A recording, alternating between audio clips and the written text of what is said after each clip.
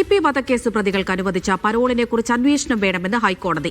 TP. Case പ്രതികൾക്ക് മാത്രം എന്ത് പ്രത്യേകതയാണുള്ളതെന്നും കോടതി ചോദിച്ചു. 12ാം പ്രതി ജ്യോതി ബാബുവിന്റെ പരോൾ അപേക്ഷയിലാണ് കോടതിയുടെ ചോദ്യം. പരോളപേക്ഷ ഹൈക്കോടതി നിരസിച്ചു. അഹമ്മദ് മുജ്തബ കൊച്ചിയിൽ നിന്ന് വിവരങ്ങൾ നൽകാനായി ചേരുന്നുണ്ട്. മുജ്തബ, സാധാരണക്കാരെല്ലാം തന്നെ ചോദിച്ച ഒരു ചോദ്യമാണ് ഇപ്പോൾ കോടതിയുടെയും ഭാഗത്ത് നിന്ന് വന്നിരിക്കുന്നതല്ലേ?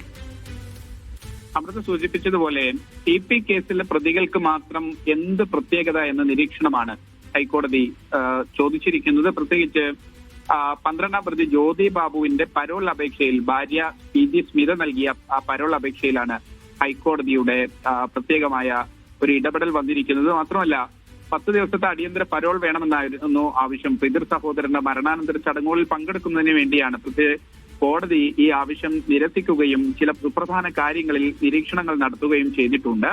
പ്രത്യേകിച്ച് ടി.പി. വധക്കേസിലെ പ്രതികൾക്ക് അനുവദിച്ച പരോളിനെ കുറിച്ച് സമഗ്രമായ അന്വേഷണം വേണ്ടതാണെന്നാണ് കോടതിയുടെ ഒരു നിരീക്ഷണം.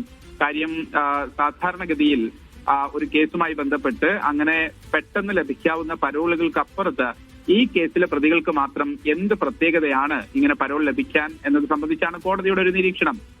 കോടതി ചില കാര്യങ്ങൾ കൂടി ചോദിക്കുന്നുണ്ട്. ഈ പിതൃ സഹോദരന്റെ മരണാനന്തര കർമ്മങ്ങളിൽ പങ്കെടുക്കാൻ 10 ദിവസത്തെ പരോളാണ്, അടിയന്തര പരോളാണ് ഭാര്യയുടെ ഹർജിയിൽ ആവശ്യം. പക്ഷേ മരിച്ചയാൾ അടുത്ത ബന്ധു എന്ന ഗണത്തിൽ പോലും വരുന്നില്ല എന്ന് ചൂണ്ടിക്കാണിച്ചാണ് ഈ പരോൾ അപേക്ഷ കോടതി തള്ളിയിരിക്കുന്നത്. മാത്രമല്ല ഈ ഹർജിയിൽ ജ്യോതി ബാബു ടി.പി. വധക്കേസിലെ പ്രതിയാണെന്ന് പ്രത്യേകം പരാമർശിക്കാത്തൊരു കാര്യവും കോടതി വിമർശിച്ചു. ഇങ്ങനെ ഒരു നിർദ്ദേശം കൊടുത്താലുടൻ പരോൾ ലഭിക്കാൻ മതിയായ സ്വാധീനം ഹർജിക്കാരിക്ക് ഉണ്ട് എന്ന് പോലും കോടതി പറഞ്ഞു. നിവേദനം പരിഗണിക്കാൻ പോലും ജയിൽ സൂപ്രണ്ടിനോട് ആവശ്യപ്പെടാൻ സാധിക്കില്ലെന്നും കോടതി വ്യക്തമാക്കി. കാര്യം ജയിൽ സൂപ്രണ്ടിനോട് ഇത് പരിഗണിക്കണമെന്ന് ആവശ്യപ്പെട്ടാൽ അത് അതിന്റെ വസ്തുതകൾ പരിശോധിച്ച് ഏതെങ്കിലും തരത്തിൽ വേണോ വേണ്ടയോ എന്ന് തീരുമാനിക്കുന്നതിനപ്പുറത്തേക്ക് അപേക്ഷ നൽകിയാൽ ഉടൻ തന്നെ അത് ലഭ്യമാകാനുള്ള സ്വാധീനം നിങ്ങൾക്കുണ്ട് എന്നാണ് ഹർജിക്കാരിയോട് കോടതി പരിഗണിച്ചിരിക്കുന്നത്.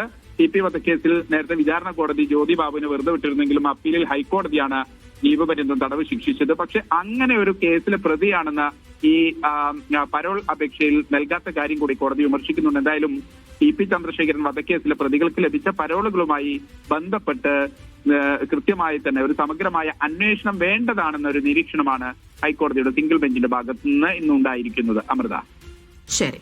ടി.പി. വധക്കേസ് പ്രതികൾക്ക് അനുവദിച്ച പരോളിനെ കുറിച്ച് അന്വേഷണം വേണമെന്നാണ് ഹൈക്കോടതി ഇപ്പോൾ അറിയിക്കുന്നത്. ടി.പി. കേസ് പ്രതികൾക്ക് മാത്രം എന്ത് പ്രത്യേകതയാണുള്ളത് എന്നുള്ളൊരു ചോദ്യം കൂടി കോടതി ഉന്നയിക്കുന്നുണ്ട്.